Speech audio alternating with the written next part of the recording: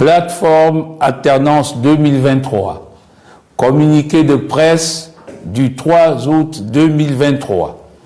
Élection générale de 2023. De l'adoption d'un soi-disant bulletin unique de vote. Après avoir fait adopter à la hussarde les modifications controversées de la loi électorale supprimant l'enveloppe à coller et privant chaque candidat d'un représentant dans le bureau de vote, le président du Centre gabonais des élections vient de proposer de nouvelles modalités de vote. Ces modalités de vote tendent à créer un soi-disant bulletin unique sur lequel figureront le candidat d'un parti à l'élection présidentielle et le candidat de ce même parti à l'élection législative, ainsi que son suppléant. Selon les explications fournies par le président du Centre gabonais des élections, voter pour l'un reviendrait à voter automatiquement pour l'autre. Les candidats indépendants disposeront quant à eux de bulletins individuels.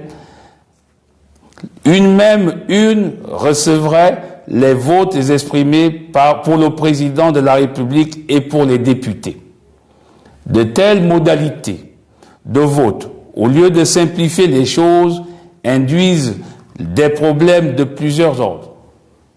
Sur le plan juridique, ces nouvelles dispositions portent gravement atteinte à la liberté du vote telle qu'elle est énoncée par l'article 94 du Code électoral, parce qu'elles induisent une contrainte de vote en faveur d'un candidat.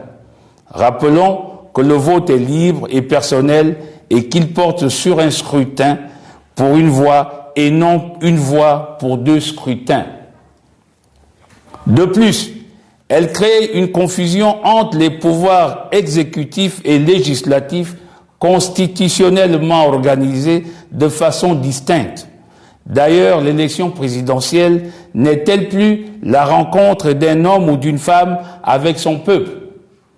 Le président de la République, selon la Constitution, n'est-il plus le détenteur suprême du pouvoir exécutif? Ou le partage-t-il désormais sous la forme de tickets avec ses députés?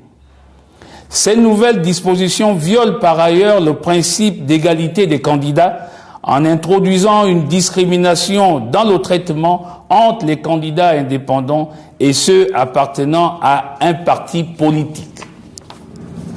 Ces modalités créent une confusion supplémentaire car le suffrage est exprimé au profit d'un candidat et non au bénéfice du parti qui l'a investi. De même, elle superpose deux élections ayant deux ressorts territoriaux différents. L'élection du président, en effet, de la République a circonscription unique et nationale et les élections législatives à dimension locale. Sur le plan pratique, ce soi-disant bulletin unique n'est en rien comparable à celui proposé par l'opposition dont la vocation est de regrouper pour chaque type de scrutin tous les candidats en lice, comme il est d'usage dans les démocraties qui le pratiquent.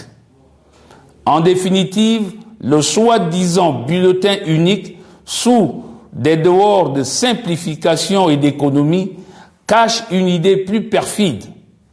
Elle consiste, d'une part, à faire profiter à Ali Bongo Ondimba des suffrages des candidats de son parti aux élections législatives et d'autre part, faire oublier son désastreux bilan, son état physique apparent et son incapacité notoire à diriger le Gabon. La plateforme Alternance 2023 condamne les manœuvres récurrentes visant les modalités électorales à quelques jours seulement du déroulement des élections. En conséquence, elle exige que soit respectée la liberté de chacun des électeurs de choisir un candidat à l'élection présidentielle et à l'élection législative.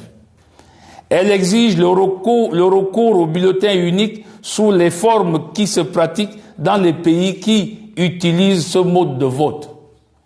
Elle exige la présence de 3 urnes distinctes, une pour l'élection présidentielle, une pour les élections législatives et une pour les élections locales. Je vous remercie.